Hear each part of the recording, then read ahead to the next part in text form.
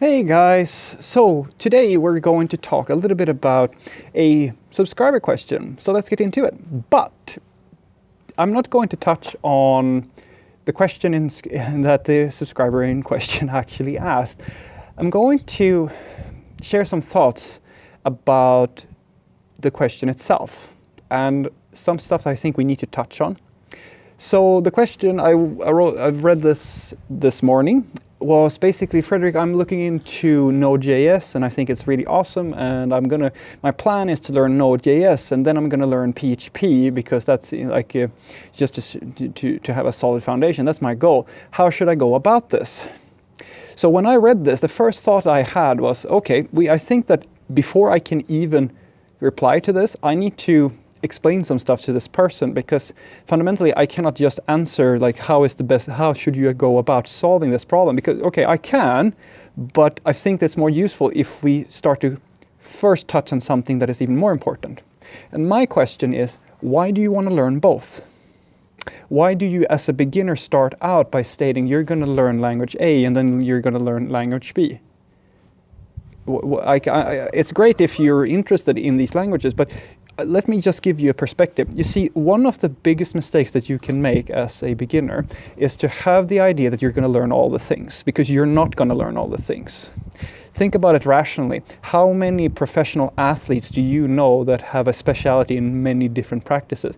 I mean, it's very unlikely that you're going to find a professional football player who is also a professional archer. You usually have people who specialize in one thing. And I'm not saying that you shouldn't be diverse. I'm saying that you should start out getting good at one thing before you try to be too diverse, because otherwise you run the risk of just being really bad at a lot of stuff. You see, you may have seen these more senior programmers who, like, they can work in any language, they can produce software in pretty much anything. And it is true that you will be able to do that at some point. But that is not because you just decided that you're going to be good at all of them. It is because you, as a more senior and more experienced programmer, you have worked with software development for long enough that you can transfer the knowledge that you have from the language that you're really good at into a new language and pick that up, because the similarities are usually very, there's a lot of similarities between programming languages. They are not the same thing. I mean, a great example is here in Scandinavia, a Swedish person, like myself, I can understand someone from Norway because Norwegian and Swedish is so similar that we can basically speak to each other. I can't speak Norwegian. I don't know their language and they don't know my language, but we can communicate. It's very similar. You can transfer everything, basically say Java to C#. If you know one of these languages, it's very easy for you to go over to the other side if you wanted to, but that doesn't mean that you know it. Do you see? Like, nobody has, like, that doesn't mean that you have sat down and decided I'm going to learn Java and I'm going to learn C#. Because the natural way to adopt these languages is through, absolutely, you can have it as personal interest. And I'm not trying to say that you shouldn't learn both Node and PHP if you don't want to. I'm simply stating that I think it's a better approach to get good at one thing first. Get to a professional level at one thing, because you will have very little value, and especially that's like question number 2 for when it's especially PHP and Node.js, because you will have very little value from having both. Learning both these two languages will not give you much value, because the thing is that if you have Node, you don't need PHP. Unless you have some very, very specific use case.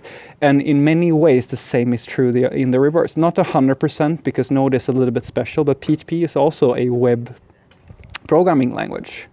It's not necessary for you to have it in order to do the things that it can do if you have, say, Node.js or something of that nature.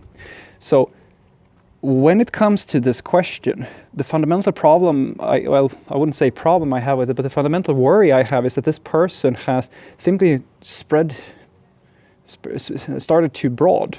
Instead of trying to find one thing to start off with, get really good at programming, because as I said, your skills in JavaScript will transfer, your skills in Java will transfer, and so forth. I think there are very few languages where your skills within one language will not transfer into another language. You will not be an expert on day one if you start with a new language, but you will be able to produce software.